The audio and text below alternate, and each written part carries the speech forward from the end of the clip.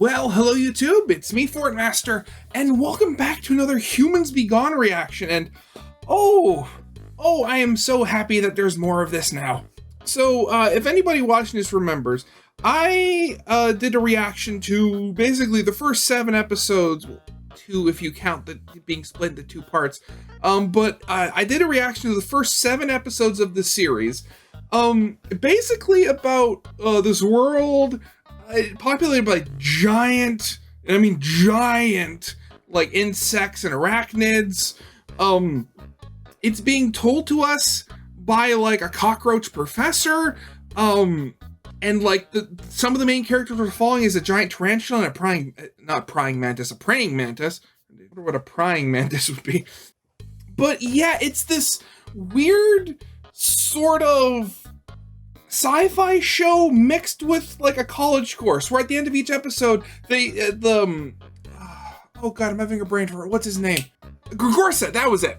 Where Professor Gregorsa basically just walks us through any of the weirdness of this world, and having like citation notes is popping up everywhere in the episode.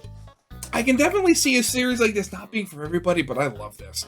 But then on top of that was I've been following them on Twitter, and there have been, certain, they've been posting, but like artwork that they've done of the series, anthropomorphic artwork, but it has been like hinting at stuff, specifically that Sophodra and Gregorsa might have been an item at one point, or at the very least they were colleagues.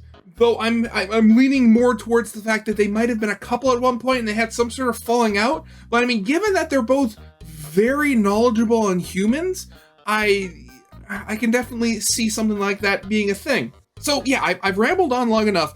Let's actually talk about the video, shall we? So we're going to be watching Sophodra's Tips number 2, Goats. Why am I not watching Sophodra's Tips number 1? That would be because I watched it and didn't record a reaction to it. And I don't want to make a fake first-time reaction because that just seems more than a little dishonest on my part. But yeah, it involved with basically Sophodra talking about like the pests of their world, like and what and like with like chickens and stuff like that, and they're just a whole on another level. Because they're one of those parasites that that go into your eye. They're like those parasites that that like go into the eyeball of like those Greenland sharks. Ugh. So anyway, this is new. I want to watch it. Original video is linked in the description if you haven't seen it for some reason. Corner video will lead to my Let's Play of the day, and if you like any of the stuff I put out, whether it's reactions or Let's Plays, I would very much like it if you subscribe to my channel. Just helps the channel grow, helps get me and hopefully whatever I'm reacting to out there to a wider audience. So yeah, with all that out of the way, let's get this thing started then, shall we? Yes, oh god, it's been so long. What was it called? Hello again, and welcome to Sophodra's Tips. I'm Sophodra, the brains, brawn, and beauty behind Humans Be Gone. Hello? Rose! How delightful of you to interrupt me. You're in my room. Yes, this room has wonderful olfactory acoustics. I do my best work here. Yeah, okay, I just gotta say this again. I love the biotech in this series. I mean, like, usually when you see biotech, it's like, I hesitate, but it tends to like look samey after a while. Very much like also like sci-fi and all that sort of stuff. But the fact that you have like telephone, TV, all that sort of thing merged in, and it's based off of a lily. Wait, was it a lily? Either way, that you base it off like a flower. I mean, I just love that. That is so cool. But it's my no. I do my worst work on second takes. You're here. You're part of this now. Come on, put on a little charm for the audience. What audience? Oh God! Exactly. This is my educational segment. Exclusive to our local knowledge repository. Oh, so they're flyers you put up at the library. How dare you? Flyers? They are much longer than flyers. What? Doesn't that bother anyone? I don't think anyone actually checks. Now, back to our scheduled program. Rose, perhaps you'd like to tell the viewers a little something about today's subject, which is the greater fire gub, or what is properly known as the, human, right? But a big one? Yes, Rose, that is exactly the wrong answer. Goat, Rose. It's called a goat. Honestly, they're not even the same order. The only thing they have in common is that they both go around setting things on fire. To be fair, that is a pretty big... Of course, that's only in the goat's demi-volute form. The only thing they have... So, fire gubs are humans, greater fire gubs are goats, and the only things they have in common is lighting things on fire. Okay. Granted, we saw in the last episode what a cow looks like, and and of course there was the whole thing with chickens and their weird flower heads. Okay, that's another thing here. So, the names of these gubs, as they call them, are they just calling them that for the audience? Or is there some sort of weird, like, are these weird, like, mutated creatures that were just dumped on this world and now these giant insects have to deal with it? Because I swear, that thing was not a cow. Even as protocules, however, goats are very intriguing. You may know that some animals use the unknown nature to float, as... Yeah, and just for those reminders, those are penguins. Though they were lighter than air. Goats do the opposite, using the unknown nature to act as though they were super dense. This lets them leverage the gravity debt to do damage to their opponents with devastating headbutts. Wait a second, why are they showing real goats? What is going on here? Not only that, but possessing feet that can't even grasp, goats are capable of clinging to nearly vertical surfaces. Okay, wait a second. What is going on here? Are they talking about goats in the sense of their world or real-life goats? Remember, that's despite the unknown nature, not because of it. They are being pulled down toward Angion at all times, as strongly as though they were on the planet itself. Remarkable! Goats naturally live in the crevices formed by rock plants. Remember, always drain your tea room after pouring nectar, or you're just asking for a goat infestation. Goat infestation? But you're not here to smell me talk about protocule goats. You want to know about demi-volute goats. I never said that. Oh, demi-volute goats are very different beasts indeed. But before that... I feel so sorry for Rose in these instances. I mean, like, it almost looks like she's being dragged through all of this at like 100 miles an hour by like one leg. She just needs a hug. Let's talk about just how they demi-volved. Normally, demivolution is an abrupt occurrence. Many seemingly random, exaggerated mutations appear all at once in a single individual. If this combination is successful, then protocules of the species will begin to produce demivolutes of that sort, until the demivolute population is large enough to sustain itself. All this without any interbreeding. Wait a minute. So these things are literally mutants that turned from normal? Okay. It's answer one question, get 5 more, but it's an answer at the very least. We can thank the Bullicor in Wolbachia for that. Goats are notable for having a demivolution that was much more gradual. In fact, much closer to the way we think evolution must have happened. In the case of evolution, we can only infer what changes must have happened from the differences between genomes. In the case of demivolute goats, however, we have been able to find the remains of old corpses over thousands of years, showing... Wait, I thought they didn't have access to fossils! Demivolutes each a little more changed than the last as we approach the present day. This is much slower than typical demivolution, though much faster than true evolution. The first change was to a pair of appendages called horns, which look like very thick, very sharp antennae. Rose, are you here? Or are you beginning to fall asleep? Horns, if you are not familiar, are a form of controlled cancer. Out of control, this cancer might look something like Shope papillomavirus, which is known to affect rabbits. Controlled cancer, that's one way of putting it. To 2 protrusions. At some point, however, goats demi-evolved many, many more. It's thought that these accessory horns must have been useful for repelling, perhaps even impaling, would-be predators. Eventually, the horns on its sides grew longer and prehensile. Prehensile horn? And it was able to glide from the face of one rock plant to another. As the side horns became more articulated, this eventually turned into true sustained flight. This expanded its foraging grounds, and the demi-volute goat was able to grow much larger than its proticule. Then, two very curious things happened. Does this have anything to do with the fire breathing? Began producing excessive amounts of methane. The second is that they began supplementing their diets with bombardier beetles. To any bombardier beetles who may be watching, don't worry, only your proticules are at risk. If you are a bombardier beetle, I'm sure you can guess why this is significant. Bombardiers produce two particular chemicals, hydroquinone and hydrogen peroxide. When combined, these have an explosive effect, fatal to mixed any with the methane. Okay, that's where the fire comes in. At some point, the goat demi-evolved the ability to store the chemicals from the beetle in two small outgrowths of its stomach. Above those, it also grew one of its stomach compartments into an organ specifically for storing methane. By treating the organ with explosions from the chemicals and amplifying that explosion through the unknown nature, the goat became able to heat the organ to temperatures high enough to ignite the methane within, giving it the ability for which it is commonly named. Not only is it able to spew fire, but thanks to its ability to increase its gravity depth, it is able to make fire that actively spreads. Suffice it to say, this was more than enough to drive away any remaining predators. However, the demi-volute's demands for methane grew, and it stole that methane from other goats by, well, eating them. Fascinatingly, the goat is the only known species in which the demi-volute feeds primarily on its own proticule.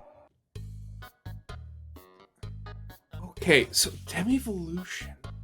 This whole process, I mean, hopefully something will be answered in the... Well, I'm guessing there's going to be like something at the very end. Yeah, there is. This whole series just got like a fathom or two deeper.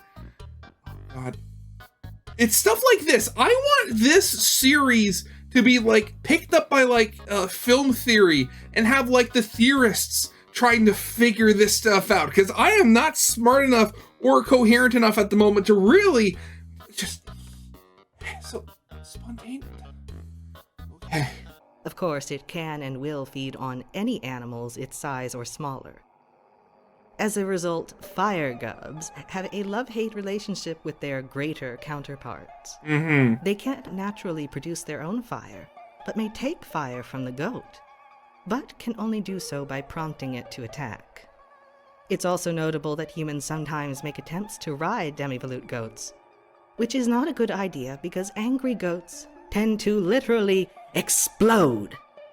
Oh! Well, how was that for a flyer?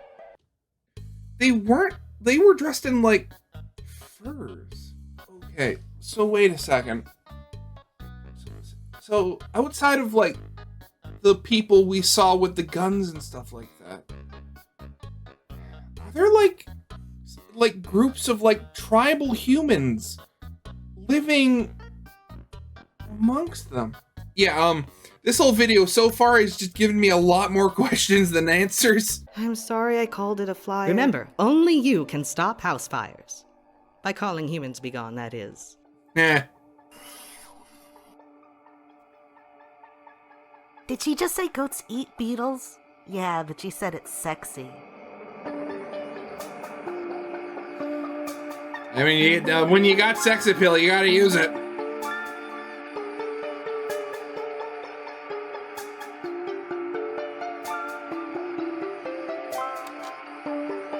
Gorsa's notes. Here we go. Oh, points. Right. I forgot how many points I had before. Give me a second here. In the first 2 episodes of semester 2, I have 41 points. Okay. Now I know where to start. Let's go. In both our worlds and yours, goats are capable of standing on nearly completely vertical surfaces. Yeah. Rock plant describes a number of unrelated plants which have evolved to resemble rocks. In our world, we have domesticated them for tea rooms of sorts to keep our feet dry as we stand over a pool of nectar.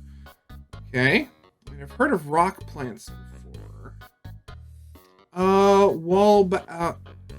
Wolbachia is a symbiotic bacterium which has been key to insect and somewhat arachnid evolution. Passed down the egg cell line, incapable of spreading through sperm cells. In some species, it has removed males altogether.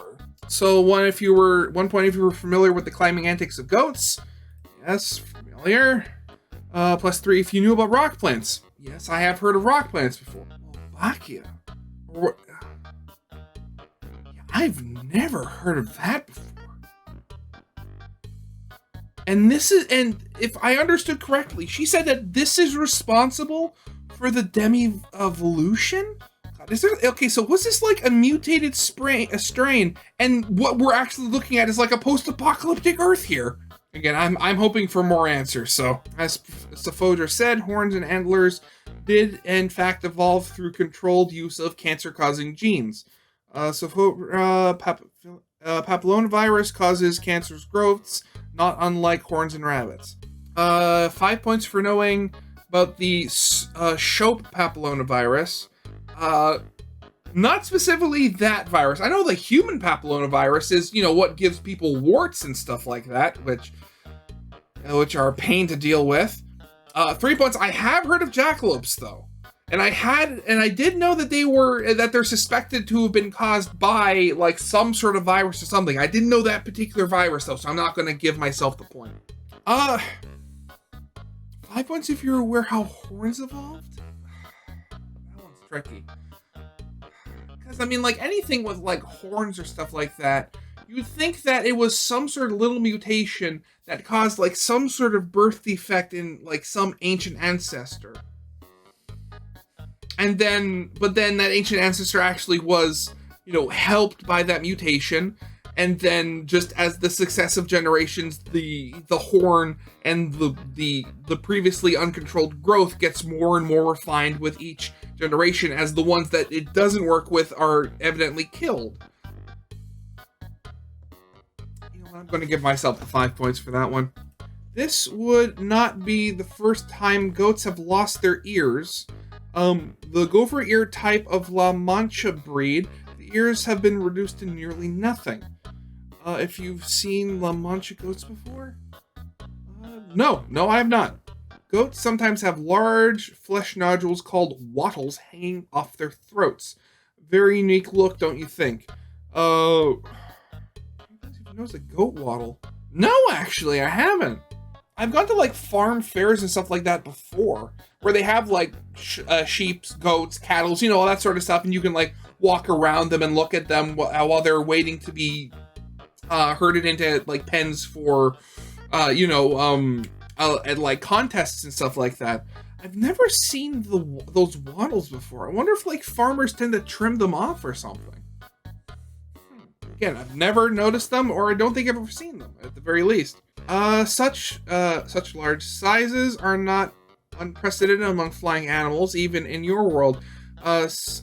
Some genus are estimated to have wingspans as wide as 10 meters. Yes, of course, the demi-volute goats of our world have some help of the unknown force in flying, with limited points of wing muscle attached, among other things. 3 points if you were aware of the Clotus genus. Yeah, I have heard of those before. So yeah, give myself 3 points. The giant flying, not quite dinosaurs. Though not as prodigious as cows, goats produce a significant amount of flammable gas known as methane. Yes. Not specifically, but I would suspect any like multi-stomached animal that mainly eats like grass or something would produce a lot of methane.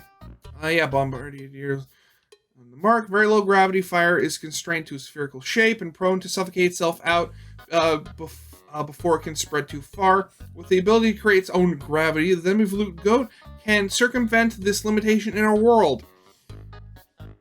Again, heard of Bombardier beetles? And if you remember my earlier case talk about zero-G, yes, yep. Which I remember an experiment that showed that happening sort of in just normal, real world. So if you put a candle at the base of just a tube, it will burn for a while before putting itself out, mainly because the exhaust gases are blocking the top of the tube and not letting any fresh air get down to the candle. But if you put a like a divider down all the way almost to the candle. You'll get some like air currents where the hot gases will start automatically be forced through one side as colder air is pulled down to the candle as well. Our world.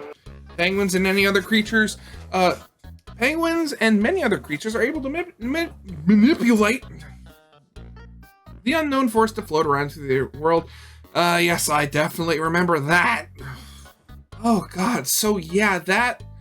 Again, I'm loving this series for just how different and stuff it is, and I hope more people discover it. God, I swear. But this whole thing just causes so many more questions in my mind. I mean, demovolution. Here I thought these were just sort of like weird names given to animals that had some sort of similarity, but no, they're mutated from normal animals. Okay, now I can't help but wonder, is that ever going to happen to a human? Oh God, if that happened, do you think you could actually have the humans and the other characters actually communicating? Oh, wait, maybe that... Wait. That might explain why that bacteria, what was it called? That might explain why all the humans we've seen are only women. Maybe they are infected with it. Oh. Okay, wow. Yeah, I got a lot to think of. But yeah, with all that out of the way, of course, original video is linked in the description if you haven't seen it for some reason. Corner video will lead to my Let's Play of the day. And with all that out of the way, I hope you guys liked. If you did, leave a like, subscribe if you have not, and I'll see you guys next time. Goodbye.